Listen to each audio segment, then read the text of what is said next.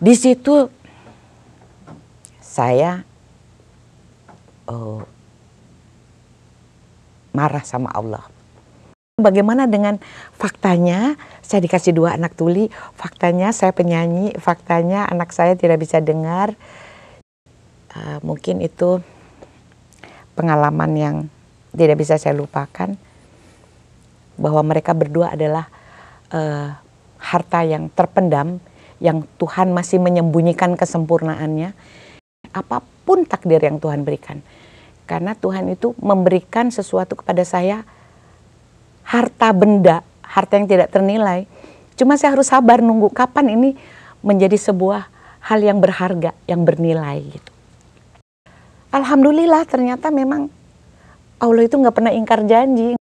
Ini agak seperti mimpi ya, ternyata saya sudah lulus master di Amerika, dan bisa menunjukkan kepada dunia bahwa saya dan kakak saya yang tuli bisa setara kok dengan orang dengar.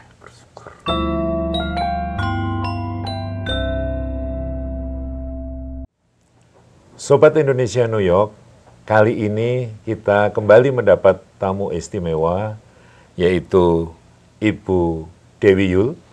Ini penyanyi dan bintang film terkenal kita. Selamat datang, Bu Dewi. Terima kasih Bapak, terima kasih warga Indonesia New York. Dan yang kedua, ada bintang tamu yang kedua kita adalah putra dari Ibu Dewi Yull, Mas Surya. Halo. Halo Pak. Halo. Saya pertanyaan pertama kepada Mas Surya. Selamat atas kelulusan dan juga penghargaan yang diterima Mas Surya atas kelulusannya sebagai siswa pasca sarjana di Amerika Serikat. Bagaimana perasaannya? Terima kasih Pak. Tapi pertanyaannya menarik dan bagus. Ini agak seperti mimpi ya. Ternyata saya sudah lulus master di Amerika. Saya merasa senang, tapi tetap kayak mimpi. Sebelumnya saya sebetulnya penghargaan ini bukan hanya untuk saya saja, tapi untuk keluarga saya. Karena ketika kecil itu banyak orang-orang kasihan karena saya tuli, dan kakak saya, Kak Giska juga tuli. Padahal ibu saya penyanyi, tapi tidak bisa mendengarkan suara ibu saya yang bagus. Saya juga kadang-kadang bingung suaranya kayak apa ya, tapi sekarang saya bisa membuktikan perjuangan keluarga saya, walaupun berat, tapi bisa mendapatkan apa yang deserve seperti itu, dan bisa menunjukkan kepada dunia bahwa saya dan kakak saya yang tuli bisa setara kok dengan orang dengar. Saya sangat senang dan bersyukur sekali atas berkat dari Allah dan semua doa dari orang tua, teman-teman, dan masyarakat semua, termasuk masyarakat tuli, yang bisa menyebabkan saya seperti sekarang, seperti itu. Luar biasa sekali, Sobat Indonesia New York. Kita patut meniru semangat dari Mas Surya, pantang menyerah, dan akhirnya dapat membuktikan kepada masyarakat Indonesia dan masyarakat di luar Indonesia, khususnya di Amerika, bahwa Mas Surya adalah pribadi yang kuat, yang pandai, yang juga patut untuk ditiru. Nah, sekarang pertanyaan berikutnya adalah kepada sang ibu. Bu Dewi Yull, kami mengucapkan selamat. Terima kasih atas kelulusan Ananda, Mas Surya yang luar biasa. Bagaimana ini Ibu membesarkan anak-anak dengan pola pikir yang kuat dan juga mental yang luar biasa, padahal Ibu mengetahui mereka berbeda dengan yang lain? Ya, terima kasih Pak pertanyaannya. Saya merasa diberkati, saya merasa bersyukur Tuhan memberikan saya hidup yang penuh warna. Saya dititipi 4 anak. Yang pertama almarhumah kakaknya Giska, meninggal di usia 28 tahun karena meningitis dan sudah memberikan 1 cucu kepada saya. Kemudian yang kedua mendengar, Putra saya namanya Rama, lulusan UI, S1 dan S2-nya di Universitas Indonesia, jurusan hukum dan notariat. Kemudian yang ketiga Surya Tuli, sekarang sudah lulus S2 dari RIT, Rochester Institute of Technology, dengan Masya Allah dengan penghargaan yang buat saya sujud syukurnya berguling-guling gitu. Kemudian yang keempat saya punya si bungsu, lebih kepada dia atlet tinju, dia mendengar dan sekarang sedang berusaha untuk bisa mandiri dengan selain kuliah dan bekerja untuk membuat event-event musik di Indonesia. Jadi dengan memiliki anak yang berkebutuhan khusus atau dibilang sekarang mereka lebih suka dipanggilnya tuli. Dianggap kalau kata-kata tuli itu konotasinya kan dianggap kasar. Padahal tidak seperti itu. Justru kalau tunarungu mereka merasa terganggu. Karena kalau tuli itu mereka merasa punya identitas dan punya budaya sebagai seorang tuli. Saya pada saat awalnya seperti para orang tua yang lainnya pasti akan bingung, tertekan secara sosial, dan pasti akan banyak bahasa-bahasa dari sekitar orang luar atau mungkin juga keluarga besar. Ada apa dengan saya? Ada apa dengan keluarga saya gitu. Tapi saya menganggap ini pembelajaran pertama dari saya memiliki anak tuli itu almarhumah Giska. Saya merasa bahwa saya harus belajar dari anak tentang kehidupan itu ya dari anak pertama saya. Belajar menerima. Dan di usia saya yang usia 20 waktu Giska itu divonis usianya 4 tahun. Bahwa dia 2 tahun dia dianggap tidak bisa mendengar dan dalam 2 tahun pertama itu saya mencari jalan. Karena selain tuli dia juga kena hipotiroid. Jadi kelebihan getah bening. Ada penyakit getah bening juga. Jadi saya merasa bahwa ini Tuhan sedang memberikan ujian yang saya harus melawan dengan pikiran gitu. Karena saya bagaimana mungkin saya penyanyi, saya nggak punya kesempatan, ternyata anak saya nggak pernah bisa dengar selama sekian waktu sampai tervonis bahwa putri saya itu tuli gitu. Jadi saya hanya berpikir bahwa ya Allah ini ujiannya buat saya sangat berat pada saat itu. Dan saya mencoba mulai memutar pikiran bahwa anak ini pasti akan membahagiakan saya, entah bagaimana caranya. Karena manusia itu kalau sudah mentok, sudah nggak ada jalan kan pasti berserah diri. Dan saya bersyukur dikasih percepatan waktu untuk mendapatkan ujian berat di awal. Nah, anak kedua dikasih mendengar. Mulai lalai saya pikir ya sudah, saya dapat keajaiban. Karena yang kedua itu lebih cepat. Jalannya lebih cepat, 10 bulan sudah jalan, sudah bisa ngoceh. Jadi kan buat saya, wah Tuhan ajaib banget nih. Sementara anak lain yang normal pun jalannya 10 bulan belum gitu. Anak saya kok dikasih lebih. Jadi dari awal Tuhan tuh memang memberikan saya keistimewaan yang luar biasa. Berat tapi harus saya tanggung. Dan nikmat juga itu jadi sebuah ujian gitu. Setelah saya memiliki yang kedua, kakaknya ini sudah mulai bisa melukis. Dan mereka bedanya itu 9 tahun. Nah, si kakaknya ini dalam proses 3 tahun ke depannya, umur 12 dia sudah mampu pameran tunggal di Taman Ismail Marzuki. Kemudian secara kualitas dan kuantitas diperbolehkan pameran tunggal di usia 12 tahun. Pada saat itu juga saya terima kasih kepada Bapak Jimmy Supangkat sebagai kuratornya. Dan saya merasa sudah nyaman.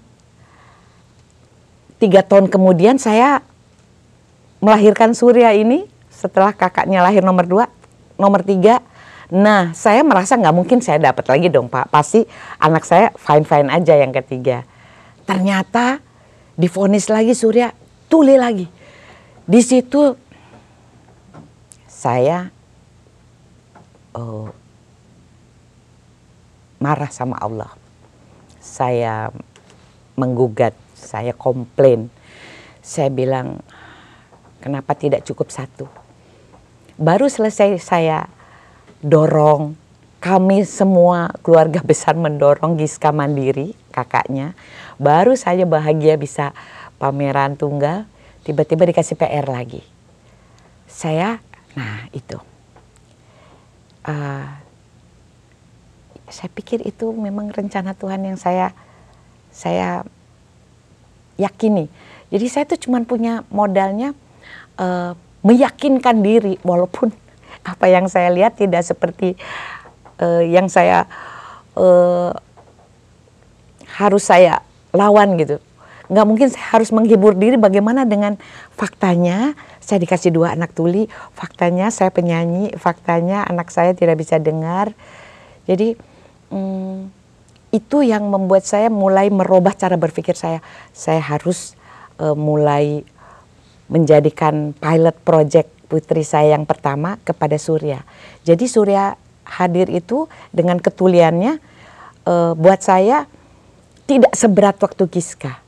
Tapi tetap saya menangis karena Tuhan kok nggak cukup satu ya. Saya berdoa, mungkin itu pengalaman yang tidak bisa saya lupakan, bahwa mereka berdua adalah harta yang terpendam, yang Tuhan masih menyembunyikan kesempurnaannya. Karena waktu saya habis sholat malam, saya menangis, waktu dia divonis juga tuli, saya berdoa, saya buka Quran, pas dibuka itu terbaca oleh saya, maka dari keduanya keluarlah mutiara dan marjan. Dari situ saya baru sadar bahwa mutiara marjan itu kan adanya di laut, tidak kelihatan dan kadang susah buat orang mengambilnya, penuh perjuangan. Dari situ saya bilang saya nggak akan nanya lagi deh, apapun takdir yang Tuhan berikan. Karena Tuhan itu memberikan sesuatu kepada saya, harta benda, harta yang tidak ternilai. Cuma saya harus sabar nunggu kapan ini menjadi sebuah hal yang berharga, yang bernilai gitu. Dari situ saya bilang, oke, ini mutiara dan marjan saya yang harus saya jaga dan harus saya pertanggungjawabkan nanti, gitu Pak kira-kira. Luar biasa sekali. Jadi Sobat Indonesia New York, ternyata Ibu Dewi Yull ini tidak hanya merupakan artis dan penyanyi yang luar biasa, ternyata lebih luar biasa lagi sebagai seorang ibu. Luar biasa cobaan yang dihadapi oleh beliau, tetapi beliau bisa mengubahnya menjadi menerima, kemudian mensyukuri, dan tentu tidak lupa berusaha yang sebaik-baiknya. Dan selalu memaksakan kepala saya untuk bersangka baik seperti yang Tuhan janjikan, bahwa aku sesuai sangkaan hambaku. Itu saya kejar terus. Saya bersangka baik, pasti Engkau akan memberikan kesempurnaan, Engkau enggak akan membuat saya malu, Engkau pasti akan membuat anak saya jadi anak yang bisa membanggakan orang tua. Memang itu kan berat untuk meyakinkan kepada diri sendiri. Orang akan bilang, aduh nggak mungkin, kakak saya ngelihat, aduh kasihannya ini laki, nanti gimana dia masa depannya. Di situ saya bilang, udahlah, saya yakin anak ini akan membanggakan saya. Jadi kakak saya tuh mendengar saya bicara gitu, dia prihatin waktu itu. Aduh kasihan amat ya, Dewi menghibur diri terus gitu. Tapi saya bilang kita harus menghibur diri kita, karena saya percaya dengan apa yang keluar dari lisan kita, apa yang ada di pikiran dan hati kita, itu akan jadi doa. Itu jadi seperti apa ya, mantra, kalau seperti mantra bahwa anak ini akan baik, anak ini akan membahagiakan. Ya saya berusaha seperti itu terus gitu, dan alhamdulillah ternyata memang Allah itu nggak pernah ingkar janji, nggak seperti kita. Terima kasih Bu Dewi, sekali lagi itu adalah ibu yang luar biasa. Masya Allah, untuk seorang Mas Surya. Sekarang pertanyaan kepada Mas Surya. Mengingat kita masih baru saja merayakan Hari Ibu, ya Mother's Day. Ya, ini saya ingin bertanya kepada Mas Surya, apa peran ibu di dalam kehidupan dan prestasi Mas Surya?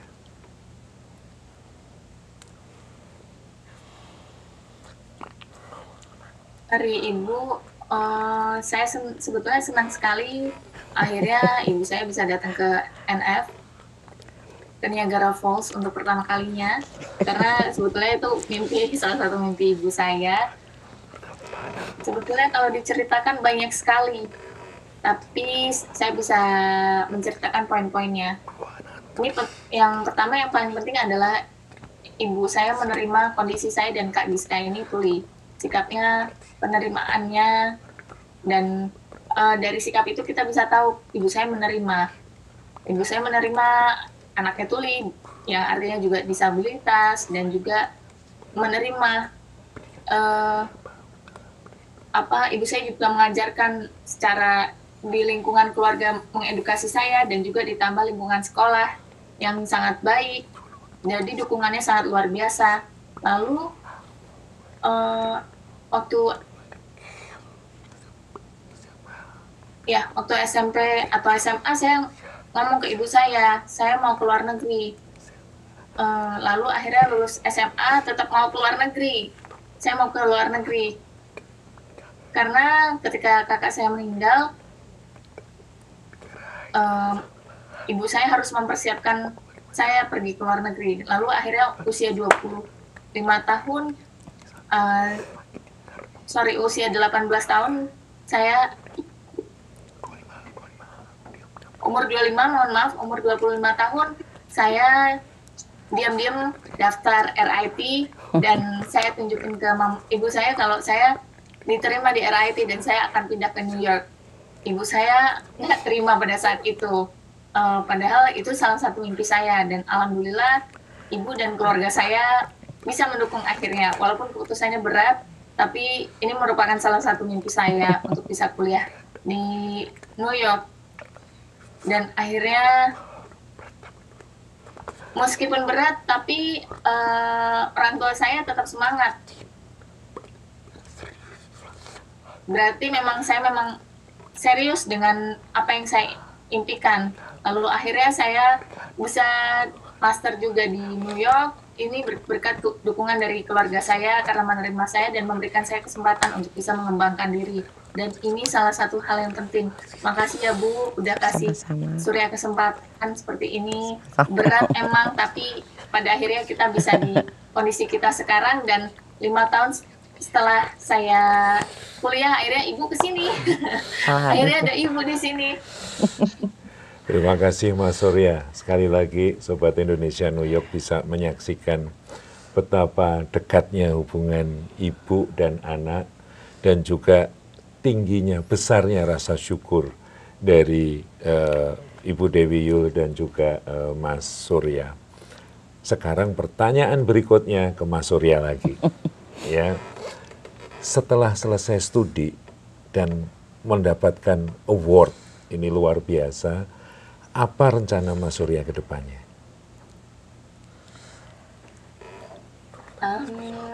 Sebetulnya waktu S1 ketika lulus rencananya mau pulang ke Indonesia, bantu teman-teman tuli, nggak mau balik lagi ke Amerika. Akan tetapi kesempatan datang lagi ke saya, Pak. Bisa datang ke Amerika lagi dan menyelesaikan master.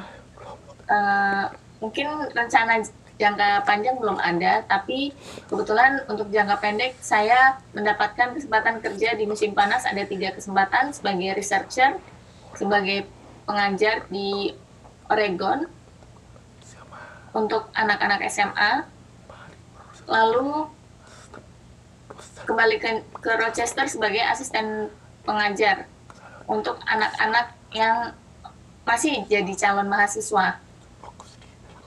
Jadi ada 3. Jangka panjangnya masih belum tahu, mungkin mau cari tempat kerja yang bisa menghargai saya. Begitu, kurang lebihnya mungkin Pak. Luar biasa sekali. Jadi cita-cita yang tinggi, persistensi, keinginan yang kuat, dan insya Allah ada jalan. Ternyata amin, itu yang ditemukan oleh Mas Surya. Selanjutnya kembali ke Ibu Dewi Yul. Selama ini Bu, apakah ada pengalaman yang menarik ketika membesarkan anak yang berkebutuhan khusus dan hingga seperti ini, luar biasanya. Silakan, Ya. Bu Dewi. Saya itu bersyukur, saya tergerak hati pada saat membesarkan yang pertama, Giska. Dan itu saya kemudian lanjutkan kepada Surya. Pada saat Giska sekolah di sekolah luar biasa, saya itu ikut masuk ke ruangan untuk ikut belajar bagaimana guru memberikan pembelajaran wicara. Karena metode di sekolah luar biasa yang putri saya ikuti itu metodenya verbal. Jadi sampai di rumah saya ulangi lagi. Meskipun saya sibuk, saya kalau datang ke sekolahnya itu ikut masuk. Saya minta izin ke guru wicaranya, saya mau ikut belajar bagaimana metode pengajaran tentang mengucapkan A, H. Karena itu kan perbedaannya, kalau H itu pasti ada bayangan uap di kaca. Kalau kita bicaranya A, tidak ada bayangan. Jadi saya mengajarkan Surya untuk mampu membedakan antara pengucapan A dengan H. Kemudian yang paling sulit itu kata mati sengau. Jadi N, M, eng itu yang paling sulit. Jadi itu saya ekstra keras mengajarkan karena itu yang jangan-jangan saya jadi penyanyi punya tahu artikulasi, makanya saya dikasih tugas untuk membesarkan anak-anak dengan kondisi tuli yang dua dengar gitu. Nah, kemudian saya berharap para orang tua mulai melatih anak, andaikan dia memiliki ketulian, orang tuanya dulu yang belajar. Supaya anaknya juga mengikuti sambil dibarengi dengan isyarat. Verbal dan isyarat, itu dari pengalaman saya. Karena sekarang isyarat sudah lebih tersosialisasikan dibanding pada saat zaman saya membesarkan putri dan putra saya. Sekarang sudah banyak bisa mengakses bahasa isyarat Indonesia, bisa menghubungi Bisindo. Orang tua yang masih memiliki anak yang balita itu masih punya kesempatan lebih baik dibanding saya. Dulu saya harus nongkrong di depan sekolah ikut belajar seminggu sekali atau 2 minggu sekali mengikuti pembelajaran supaya saya bisa melatih putri saya. Nah, dengan pengalaman saya ini saya berharap orang tua yang punya anak tuli tolong jangan malas. Memang butuh kerja keras yang melelahkan. Untuk satu kata itu 1 jam belum tentu anaknya mampu. Dan itu sangat melelahkan kedua belah pihak. Anaknya capek, ibunya capek.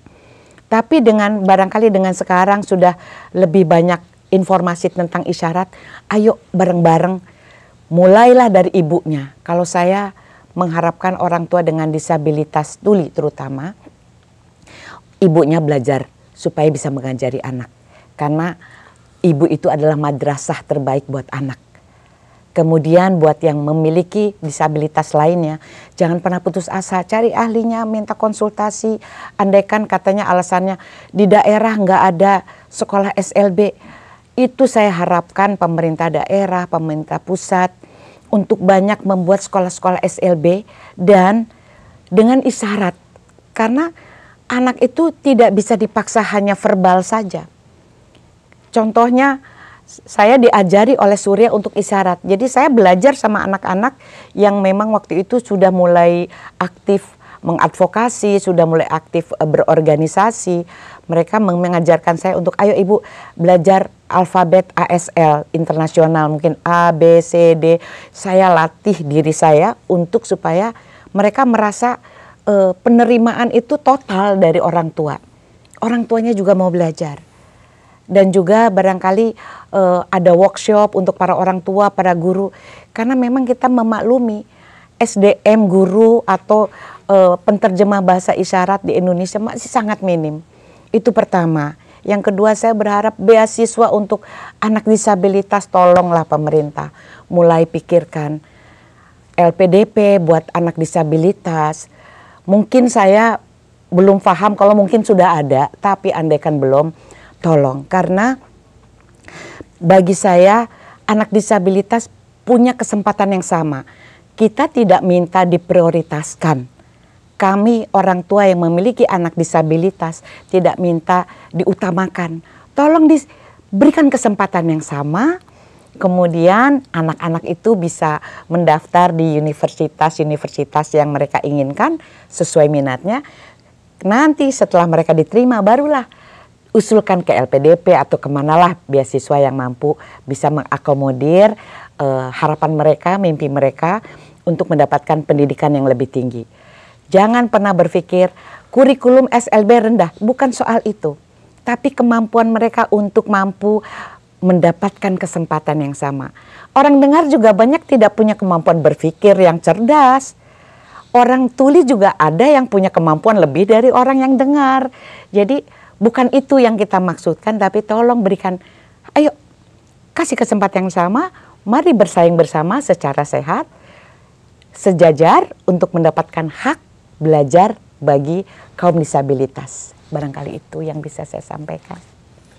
Luar biasa, sekali lagi. Sebetulnya saya mau nambahin Pak, mohon maaf, saya tambah ya Pak. Tadi penjelasan Ibu terkait akses bahasa isyarat ya, tapi sebelumnya Ibu mungkin mengajari saya untuk terapi bicara. Banyak orang-orang yang menyatakan bahwa saya cara bicara bagus, tapi sebetulnya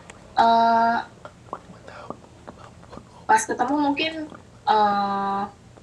usia saya masih 5 tahun, jadi kemampuan saya sudah maksimal banget ketika pada saat itu. Tapi kalau mau ngobrol dengan saya seperti orang dewasa, lebih baik menggunakan bahasa isyarat atau belajar bahasa isyarat atau dengan juru bahasa isyarat. Jadi bisa setara dengan usia saya sekarang 29 tahun seperti itu. Jadi lebih dewasa lah kalau misalnya memaksa saya untuk berbicara itu seperti saya usia 5 tahun. Karena riset ini menyatakan bahwa orang-orang tuli yang membaca gerak bibir atau dengan komunikasi secara verbal, informasi yang didapat dari gerakan bibir itu berkurang drastis, jadi cuma mendapatkannya cuma 30%. Ada yang gerakan bibirnya hilang atau terlewat. Misal seperti ini, mungkin saya mau nantangin Bapak sedikit ya Pak, mungkin bisa ditebak ya Pak. Apa Pak kira-kira Pak? Dapur.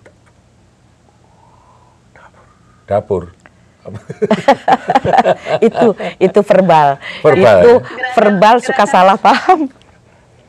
Gerakan seperti ini saya tadi menyatakan dapur. Karena dapur ini kan ibaratnya di rumah itu jantungnya gitu ya. Karena kita mau makan dapur. Itu pasti kita carinya dapur, dan dapurnya juga harus Bapak bagus, betul gitu. Bilang dapur. Tapi sebetulnya dapur ada, namun ada tamu, ada tabu, ada kamu, ada lampu. Karena nggak bersuara. Kalau dari jauh nggak tahu. Kecuali kalau ya. ada suaranya begitu. Tapi gerakan bibir yang demikian itu kan kalau dari vokalnya au seperti itu kan ya, au tapi tidak tahu tepatnya apa. Seperti gini. Nah ini yang ada di sini, ayo itu apa? Ada. Jadi itu sulit sekali. Nah, iya betul. Jadi ayo itu tiga yang berbeda. Gitu. Nah, susah gerakan sabun, sampo, sapu. Tapi kalau lihat mulut sama. Iya kan Pak? Iya. Artinya kita bisa membayangkan sebetulnya kalau pakai bahasa isyarat ini lebih maksimal dan sesuai gitu dengan usianya. Tapi kalau mungkin dengan baca bibir atau mungkin dengan verbal itu ibaratnya seperti saya dulu waktu masih anak-anak gitu. Nah makanya di RIT semua pakai bahasa isyarat di kampus saya. Orang dengar pun pakai bahasa isyarat juga untuk berkomunikasi. Jadi tidak ada hambatan gitu. Jadi saya di sana tuh layaknya orang biasa, nggak dibedakan. Jadi mau ke tempat makan, mau ke tempat belanja, pasti ketemu orang yang bisa bahasa isyarat. Walaupun nggak bisa bahasa isyarat, pasti mereka tahu cara akses saya lewat tulisan begitu. Jadi saya mesti kasih contoh sebetulnya sebentar. Gemes. Sabar ibu. Sabar ibu. Belum selesai ngomong sebetulnya. Contoh di Indonesia, pas lagi jalan di trotoar gitu ya, saya lagi jalan, tiba-tiba ada orang bingung mau nanya ke saya, dan saya menjawabnya pakai bahasa isyarat. Orang itu pasti langsung kabur. Oke, saya nggak masalah gitu. Tapi kalau saya sampai New York, ada orang lewat lagi di trotoar, saya lagi jalan biasa sama kayak di Jakarta, dan dia kebingungan. Saya pakai bahasa isyarat, saya pikir orang ini pasti kabur. Oh ternyata nggak. Pas saya pakai bahasa isyarat, dia langsung ambil barang, langsung ambil kertas dan pulpen seperti itu. Dan dia ternyata nanya, perpustakaan ini di mana ya? Oh, dia nanya perpustakaan. Lalu saya jawab, oh gitu ya, makasih. Dia langsung pakai gestur, oh iya makasih gitu. Jadi orang di Amerika ini tidak bingung berkomunikasi. Banyak orang-orang itu pikir orang tuli itu nggak bisa baca tulis, padahal kami punya kemampuan literasi yang cukup baik juga. Kalau nggak salah ada satu acara tahun lalu,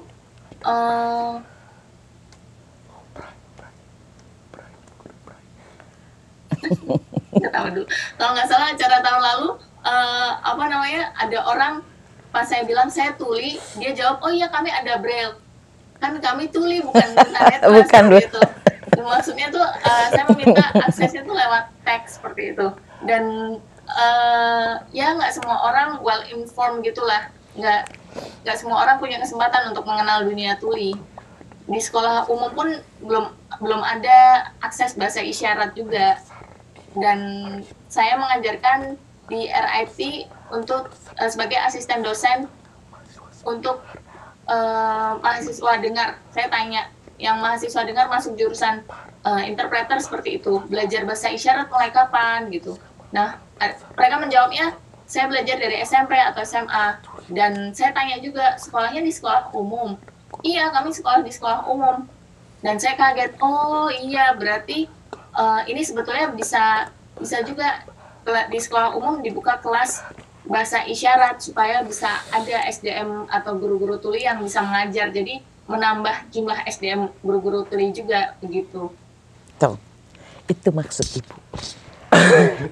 Jadi aku berpikir memang bahasa isyarat itu indah banget. Kenapa orang mau belajar bahasa Inggris, mau belajar bahasa Mandarin, belajar bahasa lain gitu dengan bangga, China, terus mau belajar bahasa Rusia. Tapi kenapa bahasa isyarat tidak mau belajar? Padahal kalau sekarang aku menyanyi dengan isyarat, orang lihat, oh indah ya kayak nari. Nah itu memang lagi-lagi harus ada perhatian dari pemerintah untuk memasukkan bukan cuma musik di sekolah-sekolah, tapi memasukkan pembelajaran dasar bahasa isyarat.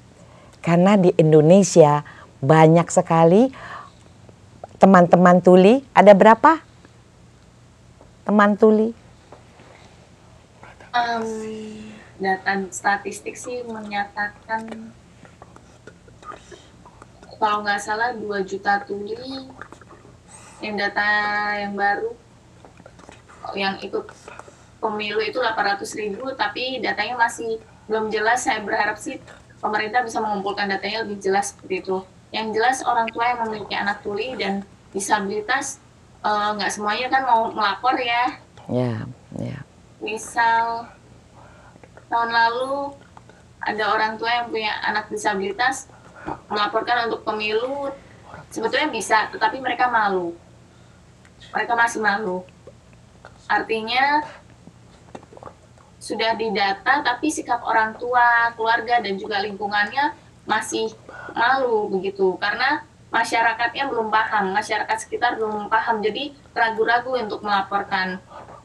Kalau misalnya masyarakat sudah paham, oh ada anak tuli nih, jadi tidak akan ada kasus penyembunyian data seperti itu. Jadi ini bisa memperkenalkan dunia disabilitas ke masyarakat umum supaya orang tua menerima, lingkungan sekitar pun menerima. Sama penterjemah bahasa isyarat di Indonesia setiap tahun yang tersertifikasi sangat sedikit. Belum ada malah Bu. Jadi saya mendorong Mine untuk ambil S2 jurusan penjurubahasaan di Eropa, karena di Indonesia juga belum ada jurusan penjurubahasaan. Ayo Mine ambil jurusan S2 begitu. Karena kebetulan Mine juga pernah jadi juru bahasa isyarat untuk Pak Jokowi dan juga Pak BTP, dan dia juga membutuhkan ilmu, karena sebetulnya ada mungkin ada di Eropa, tapi sebetulnya mungkin ada di Amerika juga ya, tapi harus mendapatkan dukungan juga supaya bisa melanjutkan S2 di jurusan penjurubahasaan. Karena di Jepang setiap tahun 10.000 penterjemah isyarat. Nah, teman-teman juru bahasa isyarat sedang memperjuangkan lewat LPDP, tapi LPDP tidak ada list jurusan terkait penjurubahasaan di daftarnya mereka. Jadi di daftar programnya LPDP, universitas yang diterima ada, tetapi jurusan juru bahasanya belum ada. Jadi ini masih diperjuangkan supaya program penjurubahasaan isyarat ini masuk. Nah, kalau misalnya teman-teman tuli bisa diterima di sana, mungkin bisa dapat support lebih banyak lagi. Amin. Amin. Amin, ya amin. Luar biasa sekali, saya sampai speechless mendengarkan betapa passion, persistensi dari seorang ibu, bagaimana mengajari sejak awal. Bu Dewi Yul juga berusaha untuk belajar. Memahami, luar biasa. Dan Mas Surya sendiri juga luar biasa sekali ya, dari awal keinginan untuk belajar ke luar negeri hingga lulus S2 dengan prestasi yang luar biasa. Luar biasa, saya nggak tahu lagi harus bicara apa nih sekarang. Mungkin yang terakhir nih bisa dari Ibu Dewi atau Mas Surya lebih dulu. Mas Surya, apa kira-kira yang ingin disampaikan kepada pemerintah untuk dapat membangun satu ekosistem di mana teman-teman tuli di Indonesia memperoleh kesempatan yang sama untuk belajar, untuk berkembang, dan untuk menjalani profesi yang dia inginkan? Mas Surya lebih dulu. Tahun 2012, jadi sejak lama, tahun 2012 sampai terakhir saya di Indonesia, saya sudah kasih masukan ke pemerintah. Saya pikir pemerintah juga tahu gitu. Saya ingin sekali mengundang pemerintah Indonesia untuk hadir ke kampus saya di RIT dan belajar terkait orang-orang tuli yang memang profesional di bidangnya, ada profesor, dokter, dan lain-lain sebagainya.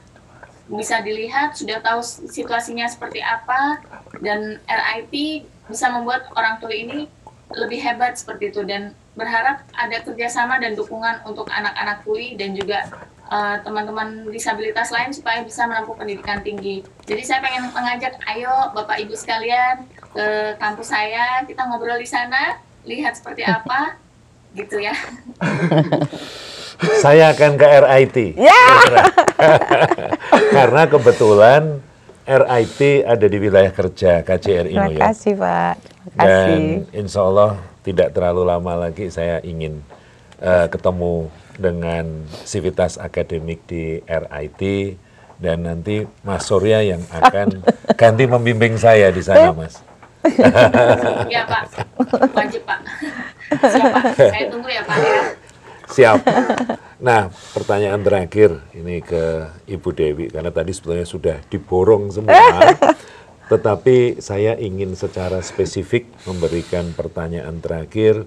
Ini tadi harapan dari Mas Surya, sekarang harapan dari seorang ibu yang lebih spesifik lagi kepada pemerintah maupun berbagai kalangan di tanah air untuk memberikan kesempatan belajar yang sama, kemudian juga menjalani profesi yang sama kepada teman-teman difabel yang mungkin bisa di-extend tidak hanya untuk yang tuli tapi untuk yang lain. Karena ibu yang mengalami dan memiliki pengalaman yang panjang dalam hal ini. Ya. Silakan. Terima kasih Pak. Saya sebagai orang tua berharap yang kebetulan terutama buat teman-teman tuli agar mereka bisa mendapatkan akses informasi 24 jam melalui TV, karena itu informasi itu bagi mereka penting. Mereka bisa tahu kondisi negara, kondisi sosial yang terjadi. Jadi terima kasih beberapa TV sudah selalu ada caption untuk berita, tapi belum 24 jam untuk seluruh penayangan. Itu pertama, betul?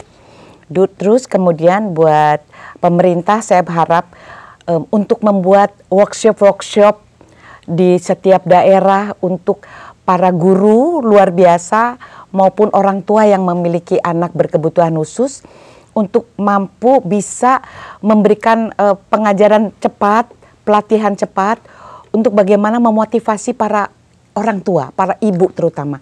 Karena energinya itu kalau positif itu mulai dari ibu. Kalau ibunya sudah lemah, ibunya sudah putus asa, ibunya sudah menyerah, anaknya itu yang akan terdampak. Jadi mungkin itu secara teknis tidak repot karena tiap daerah kan Indonesia kaya-kaya. Jadi kalau dibuat seperti workshop 3 hari dalam setahun berapa kali ada kunjungan ahlinya, bisa untuk membangkitkan spirit semangat para orang tua yang memiliki anak difabel.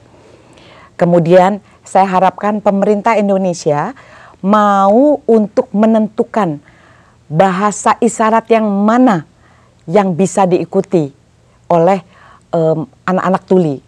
Kalau saya berharap Bisindo segera ditetapkan secara resmi menjadi bahasa ibu bagi anak-anak tuli. Sehingga guru tidak bingung untuk menetapkan di antara dua kubu, ada Bisindo, ada Sibi. Tapi Sibi itu bukan Sibi ya, Bisindo itu akan lebih memudahkan anak tuli belajar isyarat karena lebih praktis seperti bahasa Inggris terjemahan bebas. Jadi anak tuli bisa lebih paham. Dan ini saya berharap pemerintah tegas untuk menentukan bahasa isyarat yang bisa jadi acuan para guru untuk melakukan pendidikan secara seragam di seluruh Indonesia. Sehingga bisa melatih para guru-guru untuk bisa menjadi juru bahasa isyarat. Itu harapan saya, Pak. Mau ngasih masukan harapan juga. Sebetulnya udah di tahun 2014 udah sempat ngomong, mungkin Ibu ingat kali ya. Tapi sampai akhirnya datang ke RIP. Dan sempat datang bareng sama Ibu juga. Oh mungkin bisa ngajakin pemerintah juga untuk datang ke RIP, Bu. Jadi Ibu datang juga, pemerintah juga datang juga. Gitu. Ya, iya. Karena ya? iya memang tidak bisa cuman bicara, harus datang kan Bapak mau datang. Padahal Bapak konjen kan bukan bidangnya, tapi beliau karena mengayomi warga Indonesia yang ada. Maksudnya Ibu juga ikut juga datang juga di gimana RIP gitu, Bu. Maksudnya mendampingi Bapak. Ya nanti balik lagi lah. Iya, sama Menteri Pendidikan atau Presiden mungkin Pak Jokowi mau ikutan nggak apa-apa. Ya. Mungkin Ibu bisa dampingin juga gitu maksudnya. Kita akan tetap berjuang memperjuangkan hak anak-anak tuli pada khususnya dan disabilitas pada umumnya. Cuma karena saya pahamnya bidang pengalaman punya 2 anak tuli, makanya itu yang saya perjuangkan semampu yang bisa saya lakukan. Sekarang saya penyanyi, jadi menyanyinya dengan bahasa isyarat. Itulah bentuk salah satu kontribusi saya untuk dunia tuli, supaya anak-anak tuli dikasih kesempatan mampu mendapatkan pendidikan yang tinggi seperti yang sudah Surya lakukan dan akan terus dilakukan. Bermanfaat bagi sesama. Iya, Bu, betul. Saya nggak tahu harus berkata apa lagi. ini satu podcast yang luar biasa dari seorang ibu yang memang dengan pengalamannya, dengan kecintaannya, dan kita juga bisa menyaksikan bagaimana ekspresi Mas Surya ketika menyampaikan banyak hal secara passionate dan kecintaan kepada ibunya. Luar biasa. Sobat Indonesia New York, saya kira ini percakapan, dialog, ungkapan perasaan yang luar biasa yang ada di podcast ini. Dan insya Allah Bu, kami akan datang ke RIT dan nanti kita akan coba bantu membuat satu masukan kepada pemerintah pusat terkait apa yang harus dilakukan atau semacam policy recommendation, rekomendasi kebijakan agar perhatian terhadap teman-teman yang difabel, khususnya yang tuli, bisa memperoleh kesempatan yang layak. Tadi Bu menyampaikan, Bu Dewi Yul menyampaikan tidak ingin diistimewakan, tapi berikanlah kesempatan yang layak dan sama dengan yang lain. Ya. Saya kira sekali lagi terima kasih Ibu Dewi Yul, sama-sama Pak. Mas Surya, Terima kasih, sehat dan sukses selalu. Alhamdulillah. Terima kasih Sobat Indonesia New York.